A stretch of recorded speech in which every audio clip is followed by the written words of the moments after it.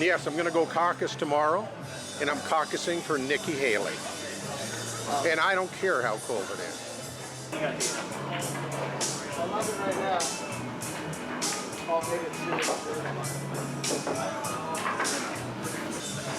About now, it's -8 degrees with a wind chill of -40. And tomorrow should be, you know, -20, something like that. So it's going to be pretty cold.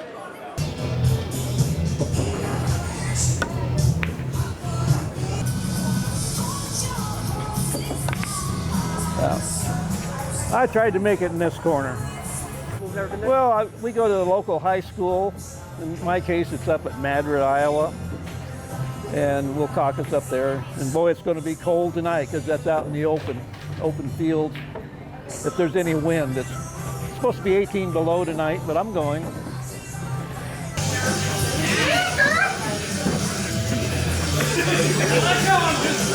I'm not him. Keep digging that.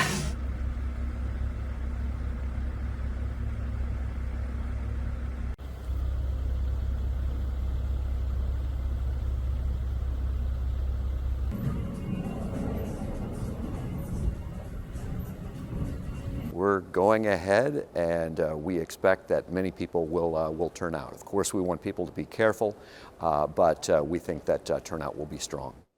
And that's what the goal is making sure that everybody's aware before they head out what they're getting into. And you know, and some folks, you know your limitations, you know what your strengths are. And if driving in this kind of weather is not one of them, you know, reach out to a rideshare service. They're starting to pick back up today, and they might be available for it, or see if you can carpool with a friend.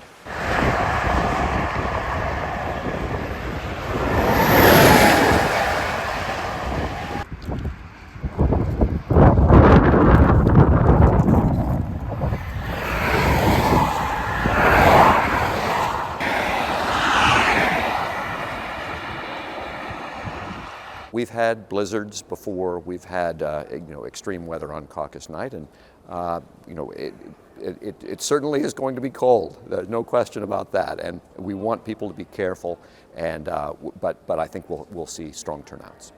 I don't think anybody wants anyone waiting outside, because 10 or 15 minutes outside with the sub-zero wind chills that we have, and you're going to have problems. So we're encouraging everybody to just move as fast as you can from your car to the indoor buildings.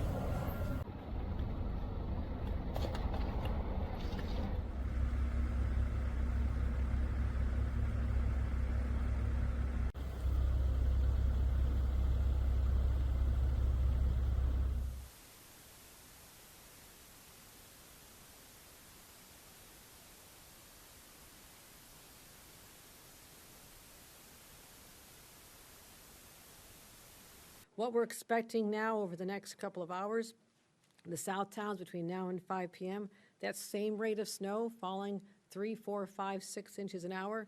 Again, more intense than previously thought. Wind gusts were predicted to be 35 to 40 miles an hour.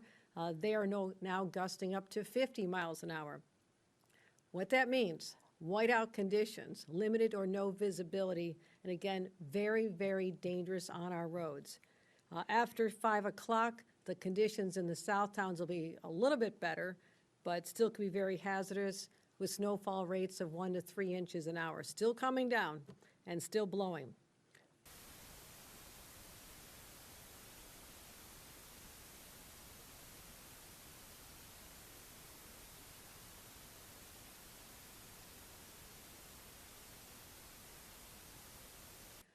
Enforcement. You do not want to have to get a ticket and deal with this later. So the best advice is follow the bans, stay at home for whatever time is deemed necessary. Again, it'll be as minimal as necessary.